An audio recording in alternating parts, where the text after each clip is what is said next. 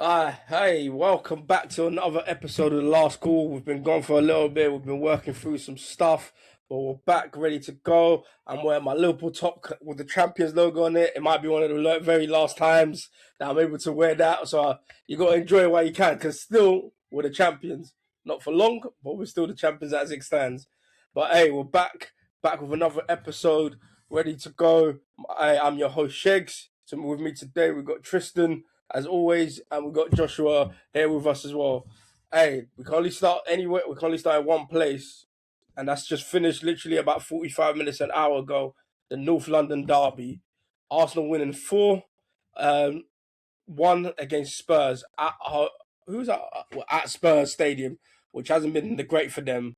So I'm gonna come straight to yourself, Tris. Hey, to be real, I don't know why I wasn't looking at it any other way other than Arsenal winning.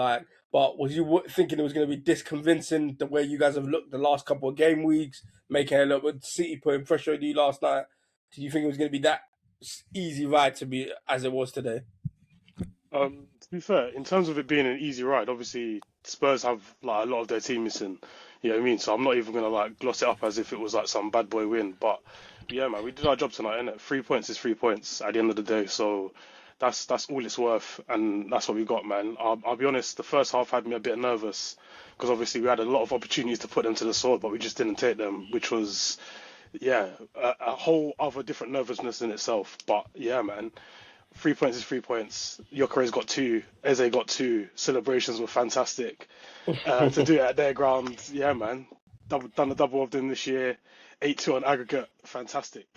What can I say? You know, that's what it is. I wish I knew more Spurs, like more so Spurs supporters.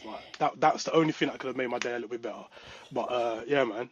Nice 3 points. We can move I it. can't lie. I got 2 at work. I know tomorrow they're gonna come and just they've been like just speaking ill on their own team for weeks at East. So they're gonna come in. They didn't expect any different. Like Spurs themselves, I don't think you could have expected any different. Like a new Nah, man. manager. Like I know they've had a couple weeks off, but it's like you got a new manager. Half the team's not there. Yeah, it was always going to be Arsenal. Um, Josh, on like looking at it from an outside view, not an Arsenal fan, like, do you think this is Arsenal restaking their claim? Putting, I know, like, City still got a game in hand, but is this Arsenal putting their stake back in? Like, hey, we had a little bit of a blip, but just relax. This is still ours. Nah, I just think Spurs were rubbish, to be honest. Spurs, Hey, no like I credit, said, I'm being no objective. credit. Okay, let me do this. I'm being objective. So I think the first half, you could tell, like Spurs were rubbish, but Arsenal kept them in the game. As soon as Arsenal kind of restructured and just played normal football, Spurs are nowhere to be found. Spurs are 17th or 16th for a reason. So I think it is just Spurs being rubbish. I don't think Arsenal have done anything to claim back their spot. Um, Personally, in my opinion, I still think now it's actually more City to lose than it is Arsenal to win. Still, just because City have got that little experience, whereas in Arsenal do not. Maybe it's a mentality thing. I don't know, but I just think Spurs were rubbish and this is rubbish before. They're going to be rubbish after. The table does not lie. They deserve to be where they are. So it was not a statement win. Even Arsenal fans themselves can say, like Tris was saying, they didn't play that well. If they had played well, dominant from start to finish, well, I'll say you're not fair, maybe, but you could tell, especially in the first half, the nerves were there. Now, this is a rubbish Spurs side. If they had to do the same thing against a good team, better than Spurs, would they have won that game? So that is why I don't think it's them taking the claim again. Yeah, it's gonna be interesting going forward. Like you guys said, they looked a little bit like it's that time of the year where whenever you're playing a game, like even in the fans, the stadium, that if your guys they start playing a home game and it's 0-0 at half time or they 1-0 down, like the tension is just gonna be ramped all the way up, and it's like, can they handle that? Because what we've seen in little spurts so far, when it was at Brentford or Wolves, like it kind of they weren't there. So maybe when it's a bigger team, what's it gonna be like? But it was a win, nevertheless. They needed to make. They needed to get out. They needed to make sure there was no anything coming off the back of this. The last thing you'd want is Spurs winning, and then all they're gonna scream is they won the league. They cost you the league. So that's the one thing they couldn't. They could not. At least you can say, look, we got that out of the way, and then you go on to the next week, and then you see what you can do the next week. Like Arsenal got another big game next week. To be honest, like coming up at home to Chelsea. Chelsea can be up and down. You know, you might get the best Chelsea or you might get the worst Chelsea. So it's going to be a very interesting next couple of weeks because I think when I looked at the running before, City probably had the easier schedule compared to Arsenal's schedule in terms of the games and teams they still need to play. But Tris, looking forward, how do you feel it's going to come about? How are you feeling in terms of this title race? That's like it's come now, and it's this is where we're at. Oh man, it feels like it's going to be a bit of a head scratcher. It's going to be a bit of a headache. You know what I mean? Obviously, it's not going to be a smooth ride. So we just have to, yeah, man, like belt in and see what happens in it. But I'm confident that we'll be able to do the business. Obviously, we still got a 2 point lead on them. You know what I mean? So that's to be fair, it's 5 points now with a game in hand. But But yeah, I'm already they giving still the gonna win win because that. I feel like, you know what I mean? Bro, yeah, man, these guys they make me nervous. I'm not excited to see how it unfolds at all. I just want a nice, comfortable lead. But yeah, man, it's not looking well. We have to wait and see. We have to wait and see. Let me not be too fast. Let me not be too fast. Obviously, yeah, man. The nerves are there, definitely. But we have to wait and see. Yeah, then it is I'll say this is I've been in a few of them too many times to see. I still don't think the City's strong. I still have my reservations on City. Like Pep always finds a way, but I still have my thing. Like they might just be able to win the league just pure off like the mentality and keep going. But I think when it comes this completely separate note, but like the Champions League games and like even the cup final, I don't know if they've got that real one punch. Like, hey, it's a must-win game. Us against them. If they've got it, I think they might be able to just grind enough wins and maybe Arsenal make mistakes. But it'll be interesting to see what our City come about as the season goes on. Because like even their midfield, I'm like, I don't know what it is. Maybe they just found a way because it's like their midfield yesterday, Rodri, Bernardo Silva, O'Reilly. Like that don't sound dominating to me. No, No. but I actually disagree with you there because I think, yes, they're not the Silk City of the past and all that, but I think now what you're seeing is winning mentalities are coming out. Donnarumma is going to come out with good performances. Their defense is coming back. Diaz is going to be back. That's going to bolster up next to JE, so they're just going to improve again. They were lacking in attack. They bought Semenyo, so now Pep inadvertently has geared this Man City side from one which is just meandering somewhere in the table to actually being title contenders again. And if you even look at yesterday's match, we're going to talk about in detail, but against Newcastle, Newcastle's a tough fight for anyone. Newcastle's a tough fight, and to be fair, you could tell by Haaland, but when the game was finished, they had fought for this win. It was an ugly win, but they had to fight for an ugly win, and that's what City does the most. I think that's what people are forgetting. City have always been able to do the ugly wins better than anyone else in the last 6, 7 years. So I think they're up for the fight, especially with experience back. Yeah. It's sounds recording stops. Nah, it's all good. Everyone's good. Yeah, Nah, my recording stopped. Am I okay? yeah, nah, it's all good now. It's all good now. But yeah, Cool. we'll kind of switch to that like City game. So City win their game 2-1 against Newcastle. The game started off so. Like you said, Newcastle tough game, but Newcastle to me this season has just been a tough game, but they can't win. Like I was expecting no one else but what's it called, City to win because it's Newcastle. They give you good game, but they have nothing. Like since they lost Isak, is like they always say, oh, obviously Isak ain't done nothing for Liverpool, but they've got nothing. Like right now, they're playing Watermother in midfield with Gordon up top because they don't with and Watermother they can't do what Isak was doing for them, which gave them that real focal nine. I can hold it up, I can run in behind it, I can finish. Whereas both of them, I've got a quality of him, but don't have his full quality. Like Watermother can hold it up, do interlinking play, but he ain't got legs to run in behind like Isak. Isak can run in behind, but he can't link for nothing. He's just a so they give you a good game, but they've got nothing more. So it was always going to be City. So I don't know how much of a challenge, especially after they went to Carabag on Wednesday. That was always never going to be a Newcastle win. So that's where I go is is Man City just sort of sometimes playing people at the right time when it suits them?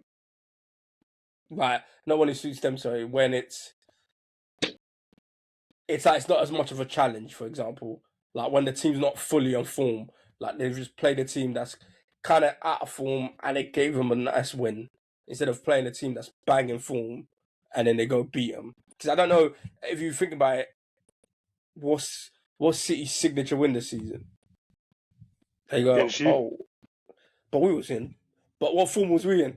We was in dire No, form. but the way they came back, that was, you know what I mean? That was showing a bit of character. But even that is yeah, a it showed signature win. character.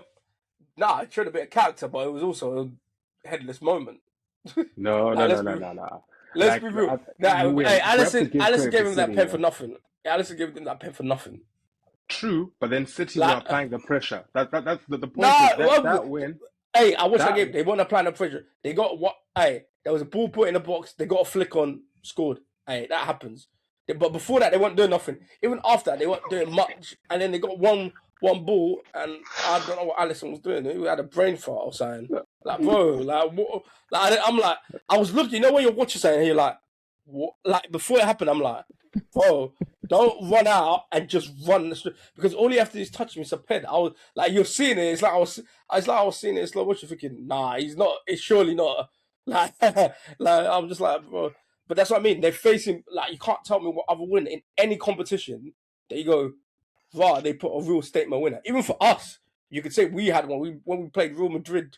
Like we had a win where we absolutely blew them out of the park. But that's the thing. It's not necessarily about a silky win which you blow someone out of the water. It's about the win you need to grind to push on season. For example, many people have agreed that Liverpool game you're talking about, even though it was ugly, that's the win that can actually make City win the title. That particular win because it was all dead and buried. So it doesn't have to be like you blowing up. No, it's not about they should have been. As you guys were actually playing well. No, but like 80 minutes of that game, it was yours. And then they came back. They gave you 50 minutes of hardcore pressure. You could tell. Just look at the players after the game. You could tell what it meant to them. You could tell what it meant to Pep, the players, whatever. That was a hard-fought win, regardless of how the win happened. That win was the statement win. That was the win, which if you had won, or even if they had drawn, Arsenal right now wouldn't even be talking about Arsenal potentially bottling the league. But that win was a statement win. Okay, so maybe ask it. But I mean it. You want to call that statement? I don't. But I mean in a win where you go, they beat another big team, and you go, wow, they was the better team on that day. Like they showed their levels. There hasn't been a game where they've gone, even in the Champions League. Anyway, Champions League, whatever. Like where you go, wow, they really showed like we're here. Like Arsenal, when who was it? Was it Inter or Atletico? Like you're going like they put performances that is like we're the better team. Like, and you know that, like, because that you do that throughout the season. You always do that. Like, fancy of throughout the season, there'll be win here and there where you go, that's them showing their level of the top. That's their top. And yes, then you grind out other wins here and there. That happens. You grind out wins in big games. But there's always like one or two games where you go, you show your top level against another top side, and you just show that we're better. But I haven't There's seen still one a of them. lot of football to be played. You know? Yeah, but that's what I'm saying. I haven't. But we're almost in March. I ain't seen it. That's what I'm saying. I ain't seen it where I'm like, where I'm convinced by City that that's what I mean. I've been convinced by Arsenal that, like I said, Arsenal's greatest strength is their defense. I know for a fact to score more than one goal against Arsenal, you got to be. Hey, that's a tough job. Score more than one goal against them. That's very. Yeah, but you're talking like. Yeah, but in general, like if they're on the top, because you know when it's a big game, players play at a higher level. Like it's games like against Wolves and Brentford is when you start doing. But when it's like a top game, it's very hard to score. So I can always rely on Arsenal's defense to always be there, no matter where they go. It's always there. So I know for a fact you can't score. You might score. You might get your one, but then how can you get a two? That's the problem. So. When it comes to throughout the season, I'm like, they're going to be so hard to beat throughout the season that's what I mean. Even the games they play poor, they got draws because they're just so tough to beat. So, but where I think with Cities, I see them dropping another game or two. Like someone's going to beat them this season at some point. No, that's true. But what I would say and counter to that is Liverpool won against Real Madrid, statement win, right? Where's Liverpool now? Whereas in City, Yeah. not they don't have a statement win, but look where they are now. And I think we all agree that this City team is a transition team from the great team that it was. Pep is trying to build another team right now. So they're not necessarily going to be blowing teams out of the way or whatever. I think it's just Pep laying the foundations to see what's going to go on. And obviously that rebuild is tough. And I don't even think Pep himself expected to be in the title race now, considering how the season was going. But I think the opportunity has just presented it to them. So we do know that in the last 15 games of the season, City can just flip a switch and they can do it. And I think they possibly can as well. Granted, they're not as great as other teams, which won the Premier League title.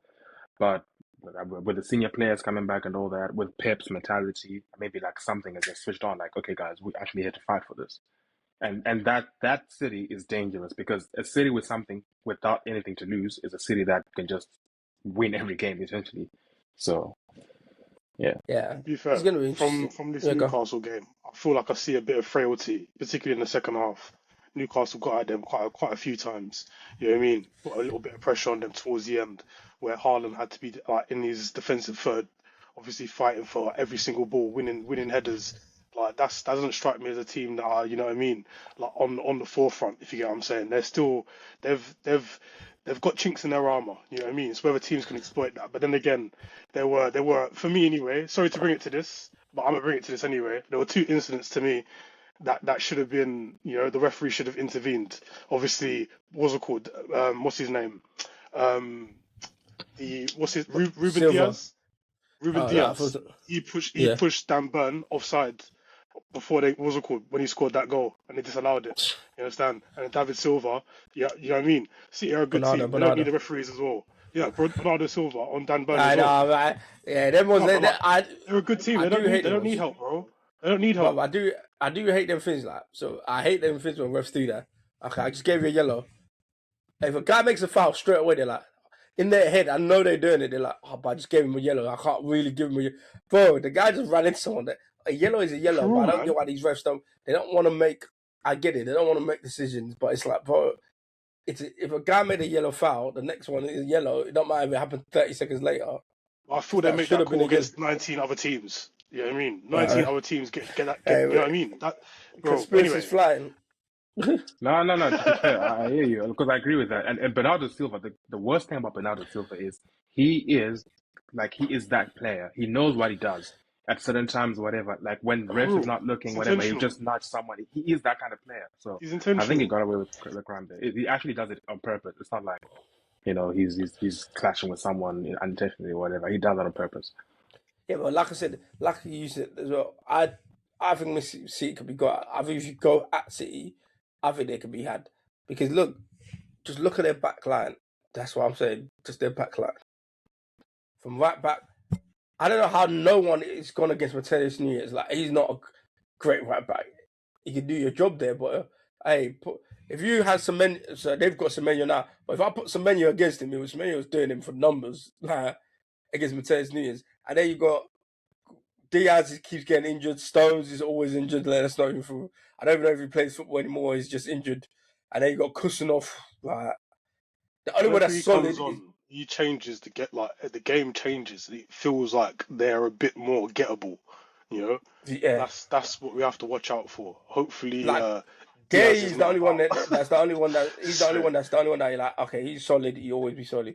But even Nouri, I'm like you're decent left back, but it's not anything like wow. I need to be worried. Like he's gonna do like he's decent.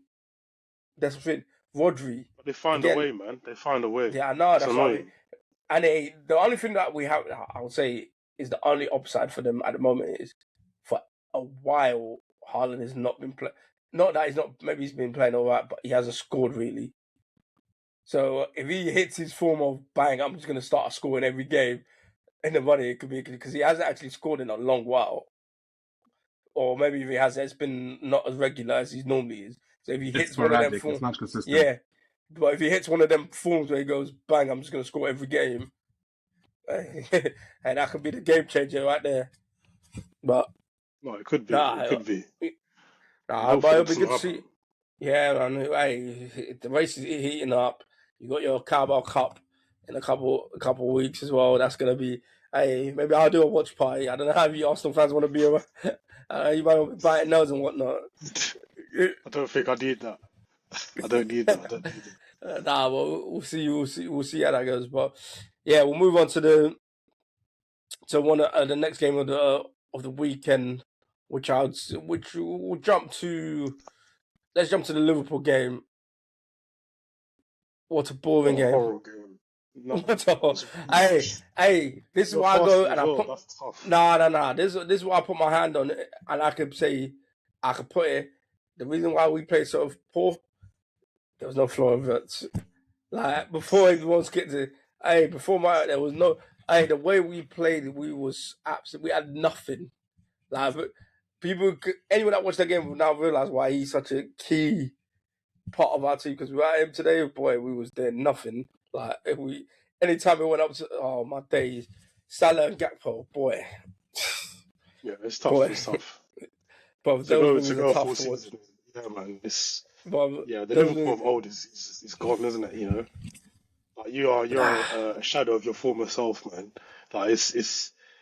I would say it's sad, but it's not. It's not. Hey man, I love it. But it's just that drop of now I'm watching. I'm like Salah, bro. You can't beat Nico Williams. Like, you know what I mean? I'm like, it's Nico Williams. Like, bro, like, you can't even get past Nico Williams anymore. You know what, man? It's not easy. It's not easy. To be fair, where was Nico Williams? Did he get on? Sorry, no, Yeah. my bad. Your brother. Who's that? What's it called? The young G you have for yourself, the winger. Rio. There you go. My bad. Did he get on? Yeah, he's one. Yeah, but he's the one that done you're the first disallowed goal. Lol. I didn't even notice it. Bobby came on a. Nah, he came on a. He came on and changed the game. I didn't notice it. He like fully came. He fully came on and actually like, you're like, bro, we had a winger. And you're like, bro, you can actually go beat your winger. Like actually take the ball, do a couple step overs, drop a shoulder down the wing, cross it in. Which Ekatike, bro, for someone that's like 6'4", I've never known someone that can't head up. Like, brother, like, to be that tall and be better with your feet makes no sense. Like, he literally can't header. But his feet is crazy, but he can't header the ball because Rio put it on a plate for him. All he had to do is header it, and then I feel like you can learn. I think the one thing that kills you as well is your true wingers, man. I mean, you can't be starting Gakpo and Salah at the same time. You cannot do that. Like, it's not gonna work. The reason why the game changed, yes, Rio changed the game, but I also think it's also because of Chiesa, because Chiesa is a true winger. Gakpo just gets the ball and he just thinks, let me blast it. Salah gets the ball and he's not as mobile. I just feel like get creative wingers, because, for example, if you have votes as a creative, Chiesa was a creative, Rio comes on the creative. But people gotta stop this Chiesa thing. I'm a Liverpool. I watched him like, I love the guy, but he ain't got no more. He ain't got no legs. No, but that's like God's legs. Why not give him a run in the team that Gakpo is getting? Why not make him start? Because the truth is, look at today. Look at today. He could not a full game. Like, he could give you a good. But he played a full game. Was it the FA Cup? And it was just, like, there's nothing there. Like, that's what I mean. He could give you a good 10, 15 minutes call, but here's the thing, because he's not been used, he's gonna be rusty if you give him one full game in an FA Cup game. You give him a run of games, give him 3, 4, 5 games in the league, a run proper, so that he's actually up to speed, and you might see a difference. That's the thing. If you use him sporadically, you use him in one random FA Cup game, he's gonna be rusty. He is gonna be rusty. My thing is, today you had no verts, right? You were not creative. Right, Gakpo was just getting the ball blasting. Like, why not put him there? You know what I'm saying? Give him a proper run. And if it's crap after like 5 games, fair. But he's giving the benefit of the doubt to Gakpo, who has been crap the whole season.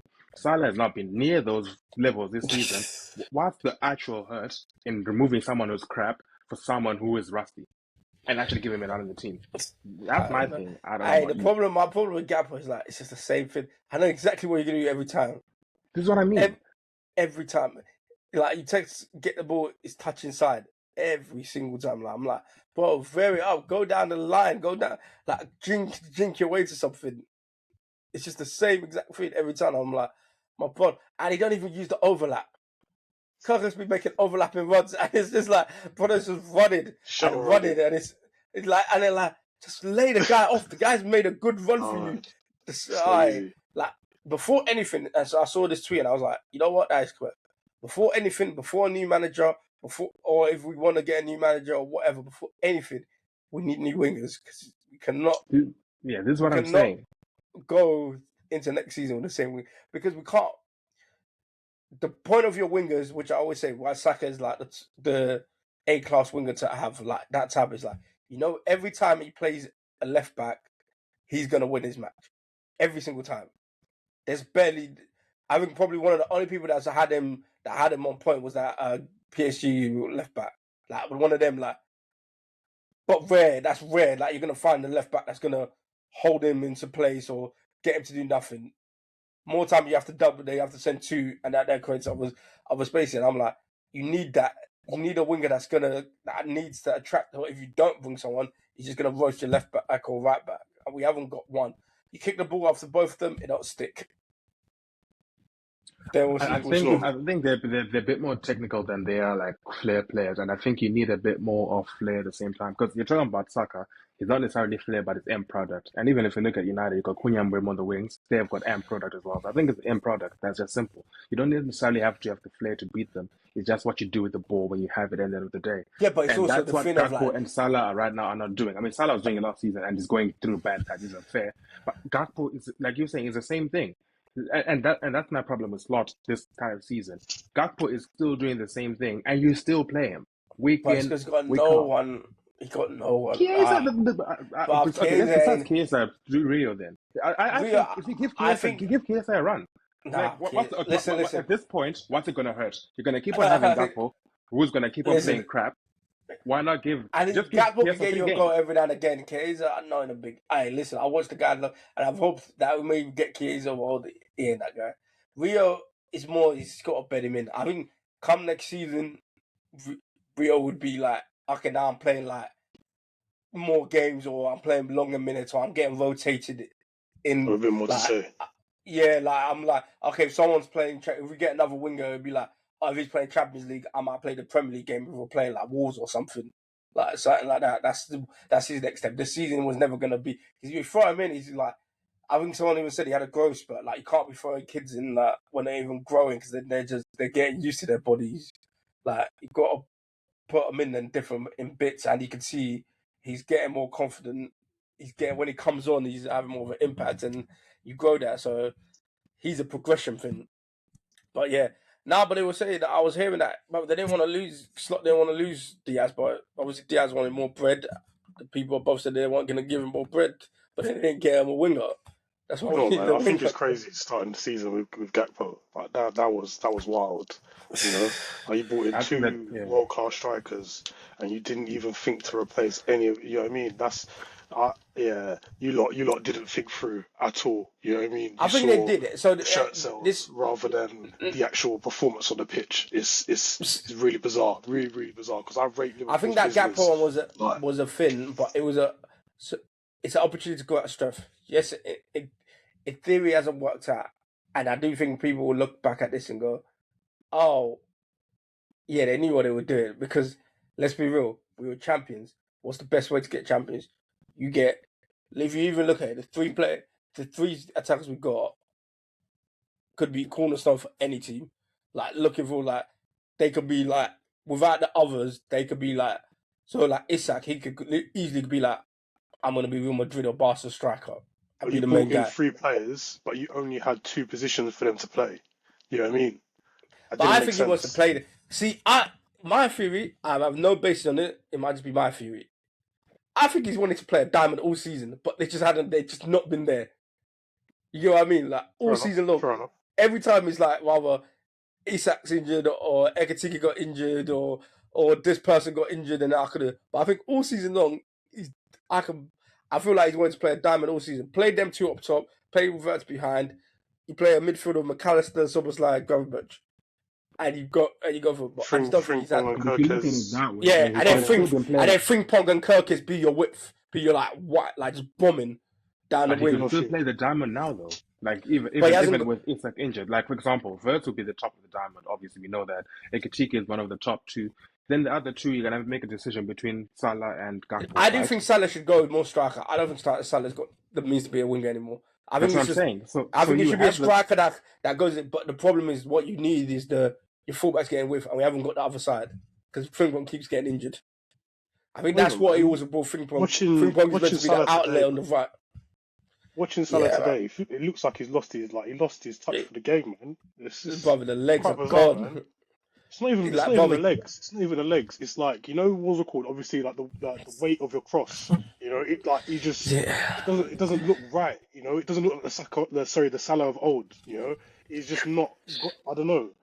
I personally, I can understand losing legs, but then obviously you compensate with other aspects of your game, you know. And like I thought he would have took more of like an assisting role, you know. But I think he can, but he can't beat his winger. That's not.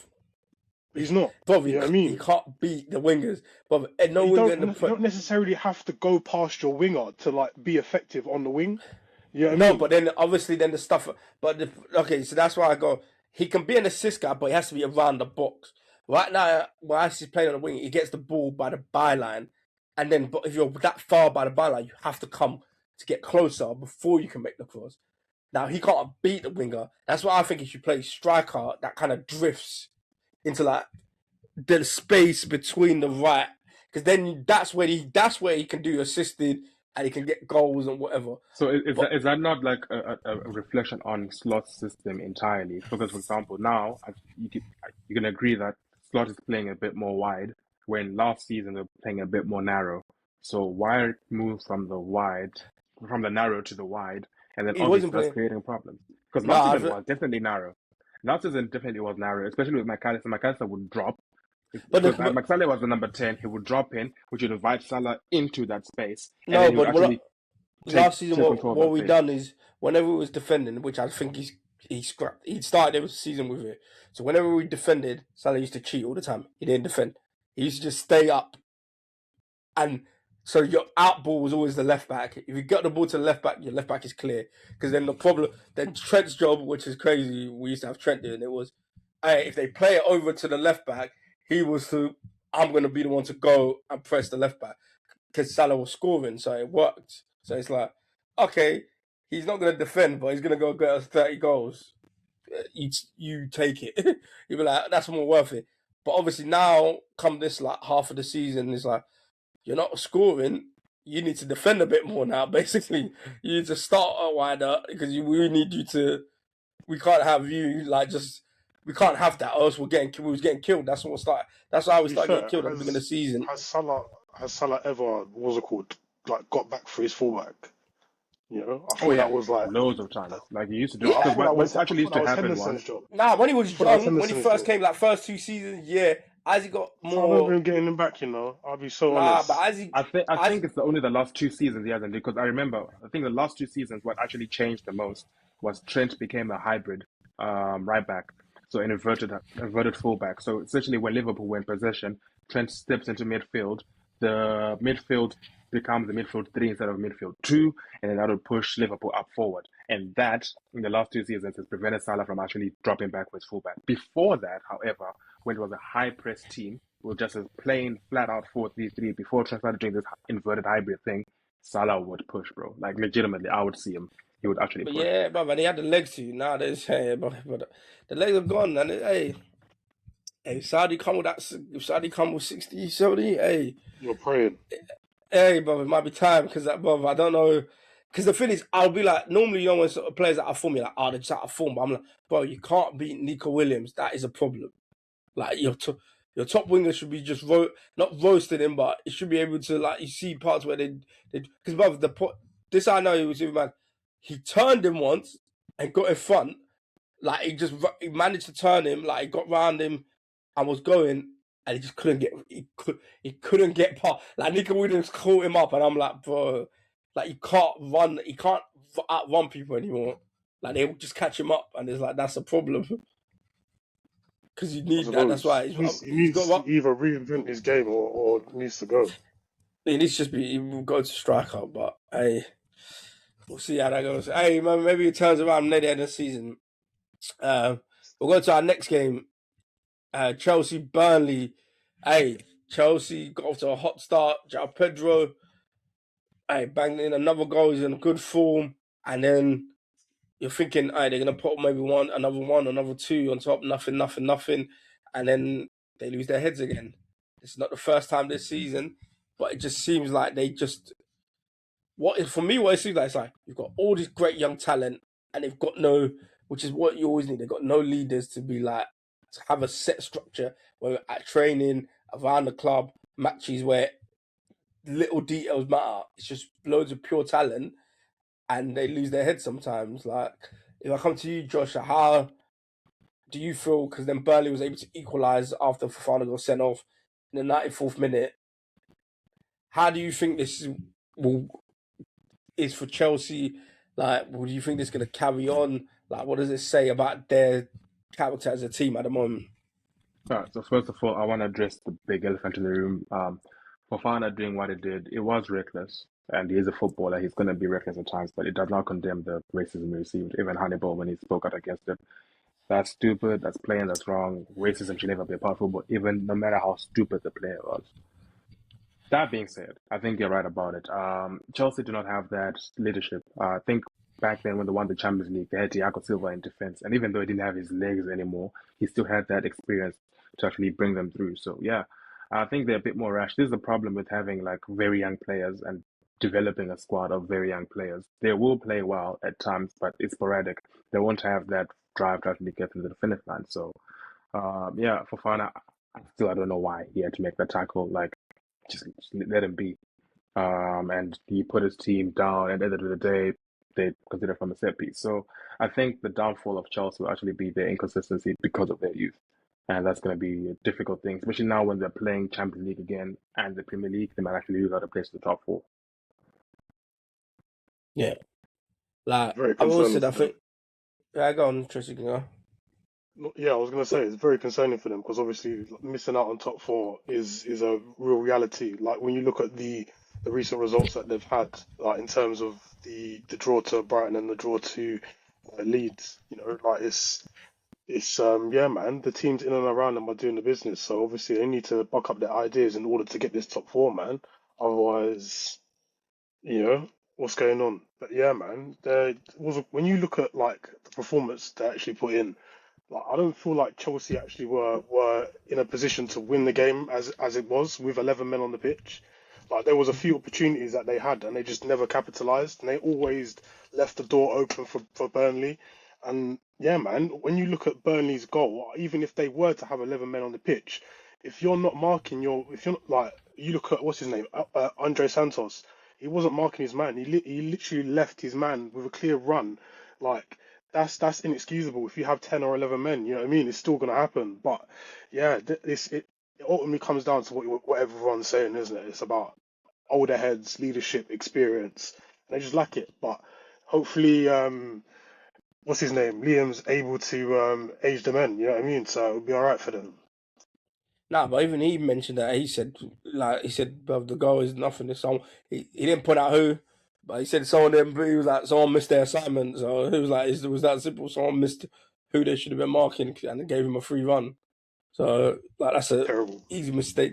That's an easy mistake. That's all correct. But like with Chelsea, they're just like they're just always gonna be like this because it's just so much. It's just a pure talent without any like. Sometimes you need your good. I'll give a great shout out to James Milner, most cap player or most appearances in the Premier League history now. But you need a brother like him that maybe he's good. He's not the best most. He's not going to be a top player, but hey man, every day at training you're gonna feel him.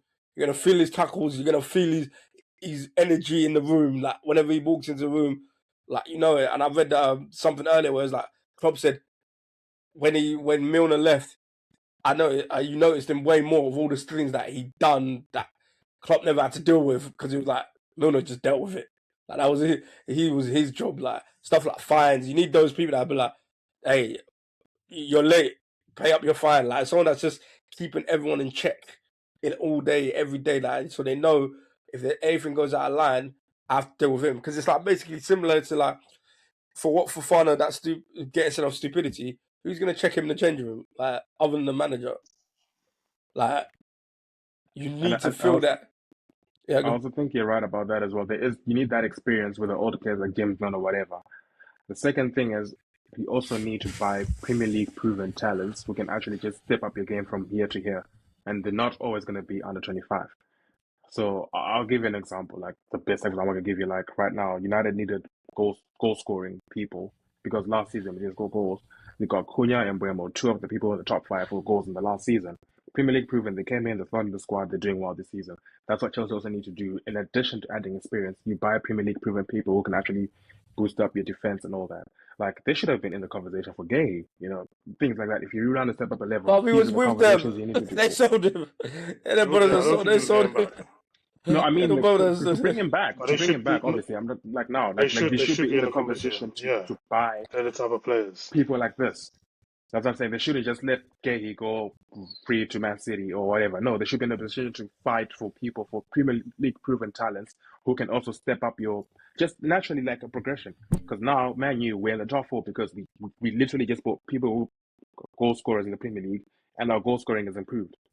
And that's already automatically improved us as a club. So that's the things Chelsea will be doing as well. Not necessarily sticking to this long young people thing because they still need to grow and develop. They're not going to be ready to perform week in week out as well. In addition to the experienced players like Jim Milner, for example. Yeah. Yeah, man. So it'll be good. The top four race is starting to. That top four, top five race is starting to heat up. You got, I think ourselves, Liverpool, we're joint. Well, we are joint fourth or whatever. We're in sixth. We're I think joint in it's points with. Man United. No, Man yeah, we're in United sixth. are joint points with Chelsea No, so with are we now. 45. I think. Oh, No, so fair. we. You got 45. Yeah, but obviously, man, you got a game in hand, so we're all joint points. I'm hoping Everton do us a job tomorrow night, but we're all What is joint that? top with 45 points. So you know what I mean? Like every game matters now for every team. So it's gonna be interesting going forward. Like we're all gonna drop points. I have said it from the start of the season, and we'll get on to Man U's like preview a little bit of Man U's. I said Man U's gonna be likely into a just because they have a week to prepare for every game. And as you see the one game against West Ham where they didn't have a week, they didn't play well. But if they give them a week to prepare for each game, they will probably do good in most games just because of having that time. And now they got all that time. They're not in any competitions. They've literally got a week between every single game. So I would probably put them as favourites to get the top 4 or 5, and then probably out of one of us or Chelsea or Liverpool to come after that. But we shall see. But we'll move on. Tomorrow night, Man U, Everton. That's going to be an interesting game because Man U need a win. If they take the win, they can get a sole possession of 4th place. If they draw, or if they draw as well, they'll get sole possession by 1 point. But if they lose, then we're all stuck on 45 points on the same amount of games. How are you feeling going into the game, Josh? Well, like you're saying, we've got a game a week to prepare now, so there's no excuse. I think we have to make top four now. I think that the last few results have made it clear that we can do it. We need to do it. It's going to be a game a week, like you're saying, so we should do it. I'm a bit apprehensive because I still don't know what to expect from the team against West Ham. We didn't do too great, so I don't know. I think for me, the season is almost throwaway. Almost the fact that we've got nothing else to play for but top four, so it does deflate me a little bit. Looking at the game, I think Bruno's in the form of his life, and Mbeumo is playing well, Cunha's playing well. So I think we're going to win it. It's going to be a tough game because Everton are like in the top 10. I think it'll be quite decent, to be fair. But yeah, I think we should win. I just don't think, regardless of where United finish the season, I don't think we should keep Carrick. That's my opinion. I think we just need a more experienced manager who can actually take on the personalities. I think people get lost in the fact that we have these good results now, and I think, oh, Carrick is good, Amarim is bad. No, there's a difference. When Amarim was hired to change the squad, first of all, change the mentality, bring the club from A to B. And that's going to involve selling some players, getting rid of some players. That's going to involve having some fights with some players or telling some players they're not wanted, whatever. Carrick has come in and just been told, listen, you're in charge, get us from point A to B. That's it. Like regardless of what happens, this is you. So Carrick has had no pressure where Amorim had the pressure. And to be fair, Carrick is winning on Amorim's back. So Amorim did the work, even though it did not too great at times. But Carrick is building on that. So I just think the faster we announce that we have a new manager, the faster we can then start building for next season in terms of like laying the foundations and all that. And yeah, it's Just, what's your thoughts on this game tomorrow night, and maybe Man U going forward as well? Thoughts on the game tomorrow night.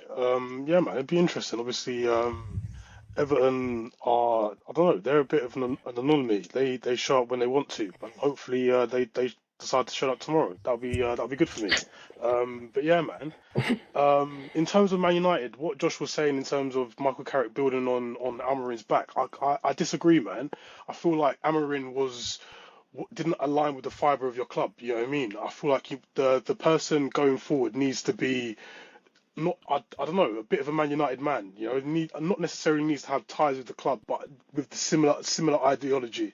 You know, in terms of what Man United like is. You know, but then again, I suppose that's the idea that I have of what Man United is what Fergie made it. So it might be time for a new era in that regard. But yeah, Amarin was very much put in round circles and square pegs, where Carrick is, you know, just playing the players where they're supposed to. Do you know what I mean? Just doing the simple things, just allowing the talent to carry them through. And obviously they have an abundance of it, so it's working for them at the moment. So how far that will get them, we have to wait and see. But at the moment, it's doing well. You know, it's doing very well. So yeah, man, ride it till the wheels fall off, in my opinion, bro. I think there's a bit of like correctness to what you're saying, but at the same time, if you look at Ole, it happened. Ole has the United identity in him. Ole was United through and through. He spent so many years in United, and he came in, and you saw what collapsed. I think, like you're saying, it's time you have a manager who actually takes hold of the club and rebuilds it, and that's what I loved about Amorim, because Amorim came. The first thing is there were leaks going on about the squads or whatever. Amorim came and just stopped hearing leaks. There were no leaks coming in from the dressing room, no leaks coming in from wherever. You know, some lookers usually had, you know, like It's because inside sources, he's in whatever. Chelsea now. That's why I'm hearing he's in Chelsea now. Isn't it? Is what I'm saying. So like he Amarim came, he removed that. Amarim came, and then there were players with problem. The Rashford situation, he solved it because obviously Rashford and the club were going and they were heading for a divorce. He came, he had to be the one to take it on the chin. He solved it. Garnacho was being a problem, and I'm so grateful he solved him. Now it's Chelsea's problem. He solved that issue as well. So there was more than just football management going on in terms of on the pitch. There was something else going on, and Amarim was the perfect character to do that. Now, on the pitch, I had some problems with him, especially where Bruno was playing and all that. However, he's the one who brought in Bruno in the first place. He's the one who brought in Cunha in the first place. He's the one who brought in Sesko. And that's the players that are playing well right now. Even under him, they're playing well. So there was a process he was building to. I think the only reason why United let him go, was he spoke against them. If he had not spoken against them, he'd still be in the job right now. That's what I have a problem with. Because he was like, listen, I'm 3 points outside the top four. Give me midfielders. I need midfielders so we can push on. Because everyone has been saying, listen, Bruno can't play in the midfield. He was like, okay, fair. Give me the midfielders. They told him we don't have money. They sacked him. But this is after they put a 65 million bid for Semenyo. You know what I mean? So I'm not confident in the club going forward, whoever the manager is, that is going to be backed by this club. That's my only problem. If I knew there was a manager coming in and he was getting backed by the club, 100%. Then I'll say, yeah, you know what? Whoever the manager is, fair. That's it. But now if they bring in Carrick, that's someone who they can run over because Carrick wants to please them. Versus Amorim was like, nah, I'm not gonna just stand around while you guys don't do what I asked for as well. And that's what I need. That's what we need. We need someone at Man United because Man United, that's the toughest job in football, I think. Because when Amorim came in, apparently since he was sacked, he was the manager with the most interviews. That's mad. You know what I mean? You're always going to be under pressure. So I need someone who can soak in the pressure, but without bowing down to the higher ups. And I feel Carrick will do that. So anyone affiliated with the club will do that. Ole did it. It didn't work out. Carrick will do it. It didn't work out. But bringing someone like Luis Enrique, for example, he's not going to take your rubbish at the top and say, oh, listen, do this. You'll be like, nah. And you'll walk out. Because You somewhere think Amorim was like, nah. And you character walk out. like Luis Enrique will go to Man United? No, I'm just saying. Let's say. Nah, To be it's not fair, like that. He could, That's because the caliber of manager you need. That, but that, that, that's, that's he'll what be I'm the saying. ego of a manager that'll be like, I I don't can think change Man he'll go. United. I don't think No, Exactly. he'll go. I'm It's the hearing the ego. PSG. I'm hearing the PSG is not feeling it. He's not signing the new contract. So, and the Premier League, well, that's one of the places he hasn't done. So, he'll probably be interested. And Probably think that's managers' Man egos United will. City. But could be. But Man United's, but managers will always have the ego. Like, I can be the one to change it. I know why. Like, there's anything. If you think you're good at your job, you think I can take anything. I So suppose. I yeah, suppose. that's my thing. I just think I don't want a pushover, because if there's a pushover at the top, those owners will push that person over. I'll give an example. Do you know Ole would have signed 5 players before they became the superstars they are? Ole identified Haaland as, like, before he went to Dortmund, he's like, bring Haaland to Old Trafford. They said no, and at that time Haaland was costing what, 5 million. Do you understand what I'm saying? So any other manager would have Do you know not what? have taken that, but Ole was With like, Ole, okay, fine. Sorry. with Solskjaer, I feel like he was like, I feel like the signing of Ronaldo buried him. You know, if he was able to, what's it called? If he didn't have to shoehorn Ronaldo into that team, obviously Ronaldo's not doing no running. I feel like Ole is a bad example to use because his circumstance was so unique. It won't, And not he was many actually doing managers well. see that. No, for real. He had an idea. You know what I mean? And obviously they forced upon him a player because obviously of the business side, not for footballing reasons. So I feel like that is a, I don't know. It's not the best thing to look at in terms of a case study, but in terms of, like, for example, Amarin, like you're saying, like, having the balls to do whatever, like he could have caused like irreparable damage to your team. You know what I mean? Like pushing the likes of Kobe Mainu and Rashford out. Like Man United is, like, you know what I mean? They're synonymous with youth players. Like they bring through youth players. That's who they are. That's all they. I don't know. That's how I've always known them to be. But then again, this goes back to my thing with Fergie setting the image for the club or whatever. But Amarin just didn't align with that. Well, But at the same time, A, Amram did play youth. B, at the second time, if the youth at that time is not ready to play, or someone who's coming in is not ready to play, then we can't keep them in and look at say Kobe Mainoo because they're now. not ready to play. Oh no, I know. Kobe Look at Kobe Mainoo Mainoo now, is but I'll No, give but an I example. think amazing. that was a But system. But that's where but he you said was. something about Rashford, for example, right?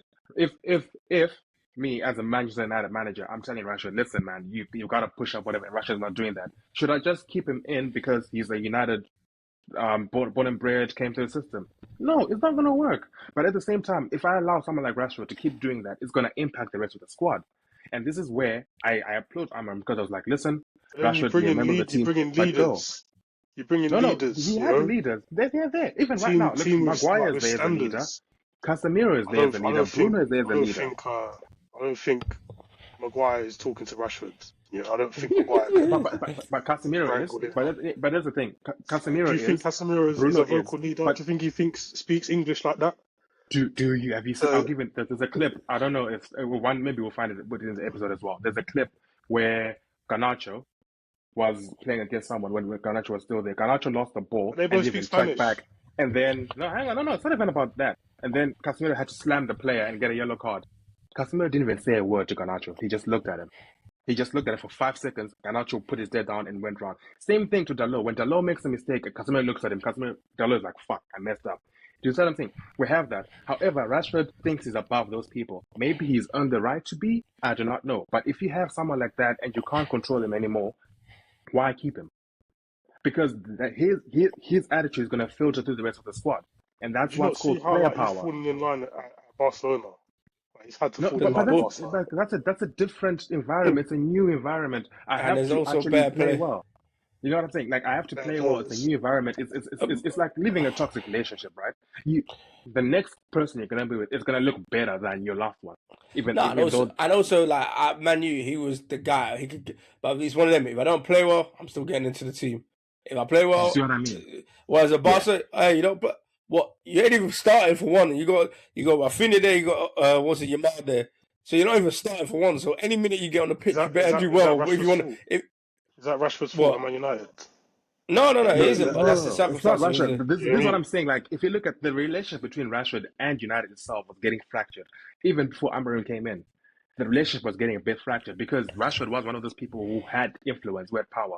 Amorim is coming in and is saying, "Listen, I need to establish this."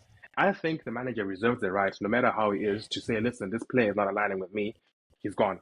And the second you literally give the player power over the manager, that creates player power, and that will create disharmony. The manager will lose the plot with all the players, and then that's it. That's a downfall. Look at Chelsea in the years gone. Not now, but the previous years. Chelsea players were known for sacking managers, and this is how it starts.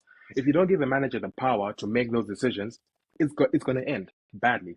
Even when Amorim was sacked, virtually the whole squad was saying, "We wish you well, Gaffer." You never heard any terrible thing about it from any of the players. None of that. Do you see what I'm saying? Even though he was fired, his jobs were not good, you never had a terrible thing about the players. Other people were fired, you hear things, they're coming out. Oh, he did this. Tanag was fired, you started to hear things. Ole was fired, Mourinho was fired, you started hearing things. With Amorim, you never heard any of that. I don't know. But this is what I'm saying. So I think what's it called? Like, I think the way footballers handle sackings of managers is quite classy. You know what I mean? Like, not everyone. What's it called? If yeah, but it's hard. They tell people in their autobiography when their career's done. You know what I mean? Yeah. No, they don't. You can't speak out about it. They do. How many times do you hear? Like, how many times do you hear? This manager was doing this at Chelsea. This manager was doing this at Arsenal, whatever. Like, you hear it so many times after manager's fight. It always comes out. It's always bubbling out. Always. Yeah, but you always hear it. I always think nowadays, though, every manager or top coach, but they're all at a level. No manager's just a scrub that's just here to. They all can coach. So if you see this guy every day and we're working together, we'll try. No one can't turn up to not try. So you try. He's trying. I'm trying. We're all trying to get somewhere. It's a human level. It's like unless he's just unless you don't like him for whatever reason. More time you might like the person, but it don't work out. So you're gonna be like, "Hey, well, hold on." I just think the only mistake, man, you can't make is getting a manager. You don't need no young star manager. You don't need they shouldn't be thinking of like Marco Silva or Glass. Nah, you need someone that's, hey, this guy, like you said, Luis Enrique, he's done it here, top guy, because you need someone that's but even if they come in, my point always stand, it always starts from the top down. That's exactly what I'm saying. And that's the thing. And until, because United got a new technical director or sporting director, and then he left. So and that tells me it's a problem, because he was at Brighton for years on end, went to Newcastle, and then Man U offered him the big bucks. He had to leave, he had to go on some next sabbatical, or I forgot what it was called, gardening leave for months. Joins Man U and leaves after a few months. That tells me there's something definitely wrong there. If that is a problem. It's because the football director and the new CEO are clueless about football. It's Wilcox and Berardi. They're clueless. See, now they've got new people. Guy. That's what I'm saying. They brought in this guy, right? They disagreed because he wanted to bring in, I think he wanted to bring another manager. Then they brought in, so they didn't agree, but it's fine. You know, like it's a business meeting. Like, if you don't agree, but we still do it, fine, or go ahead. They sacked him because he stood up against them and said, listen, I don't want this, right? Same thing with Amorim. Amorim was like, listen, you promised me signings. Give me the signings. They said, nah. He's like, listen, everyone should do the job. They sack him. They can't take criticism. And that's the problem. So if they hire a manager who they can run over, this club is toast. I promise you. In the next 10 years, we'll be speaking about Man United and similar thing about today. If they hire a manager, they can speak over. That's the thing. And that allows things like player power to come through, whatever. I don't ever want player power ever again in this club. I just want people who want to die for the badge. And that's it. But the problem is, if you allow Rashford, that's what they did to. Just don't want players to get paid. He said no player power. No. I'm just saying, like, if I'm the owner of Manchester United, and then the manager has a spat with the player, right? And then I say, you know what? I really love this player more than anything else, but yeah, I should back him. And then I tell the manager, listen. Go apologize. One thing I'll never forget. There's one day Ole was like, this is way before Ronaldo, by the way. Ole said, you know what, Rashford is a young lad. He should focus on his football more, and then he'll do well. The very next interview before a Champions League match, Ole came out with Rashford.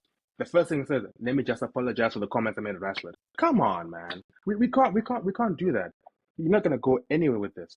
This is why Sir Alex is one of the great managers of all time. It doesn't matter if it was Roy Keane, whatever. The second Roy Keane did something stupid, and Roy Keane was like best captain we've ever had. He sold him. This is what we need to bring back. I'm not saying I don't want players to get paid. Don't get me wrong. But the manager is in charge. You respect the manager. Fergie is a dying breed, man. You won't find another man like him. You know what I mean? But Luis Enrique is the But same breed. If we look at like at PSG, when before Mbappe had signed to thingy, he called Mbappe to his office, and there was a speech he gave him about being the first to press, whatever. Like he literally he was giving Mbappe that speech, like, listen, I need you to do this. I don't care who you are. I don't care you're an attacking god, whatever. You need to defend for this team. Those managers still exist. They're still there. People like Nagelsmann, Enrique, whatever, even Hansi Flick, they're still there. Like, they can take hold of the situation and say, you're going to do this.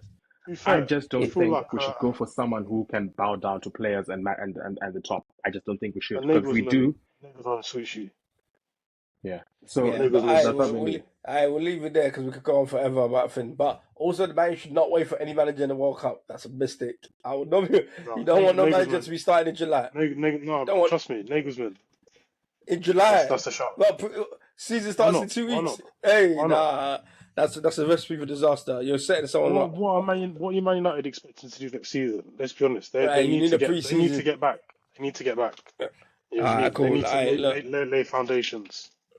Yeah, well, we'll stop it there. All right, man. Hey, we could go on about Man U forever. We'll probably go have more weeks. If they end up losing tomorrow, we'll probably be back on there like that. Hey, maybe the wheels are falling off as quickly as possible. Oof. Hey, but hey, it was good to be back. Good to chop it up with you guys. Hopefully, we'll be back next week for another episode of the Last Call. Sorry, why? I'm losing my mouth. Please like, share, subscribe, retweet, put it on anywhere, any socials. I want to thank Tristan for joining us today and Josh for joining us today. Hey, it was a beautiful episode. We went from the top of the league to the season looking great coming back. The top of the league is looking good. I loved how Who's much getting time we top spent on Arsenal. Oh man, so hey, hey, I promise you hey, that you will better still be be the keeping it. clip. That will still Hey, be the clip. hey, we hope, and we'll see how Arsenal keep doing. Top five, this guy is strong as well. We'll see how that goes. And then obviously the rest of the league is shaped up well. Every team is a tough game. There's no easy games in the Premier League and the Champions League, and that are coming back soon. So we'll be back definitely with a couple more episodes throughout the season. As you For a always whole know, episode it's as not. well. Hey, number one. Hey, it's new beginnings. Hey, it's number one. Hey, it's new beginnings. I was in the first ever episode that To be without no fair, Bruv, yeah. dropouts. His Hey, man I did only not just drop got out. there. Man was present throughout. Hey, this is it, it's man. new beginnings. Trust me, I New still got it. I beginnings. still got it. Hey, well, I hope we keep that luck going. Hey, but as you know, hey, it's never over until the last call.